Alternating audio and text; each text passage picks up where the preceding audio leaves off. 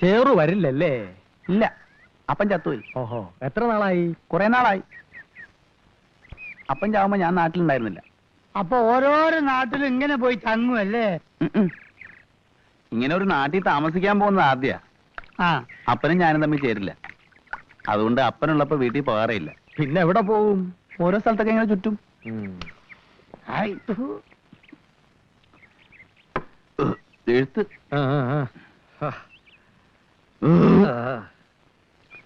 എത്ര ഷായി? 56 രൂപ 50 പൈസ. കുറിച്ചേക്ക്. ഏയ്, പറ്റൂർച്ചേക്ക്. ഒരു പരിചയമില്ലാത്ത നിങ്ങളുടെ പേരിൽ ഇങ്ങനെ പച്ച കുറിക്കുന്നത്? കാശ് തരണം. എന്റെ 1 രൂപ 30 പൈസേ ഉള്ളൂ. എന്നിട്ടാ മൂക്കുമുട്ട കള്ളു കുറച്ചൊക്കെ കയറ്റിയത്? നല്ല വിശപ്പായിരുന്നു.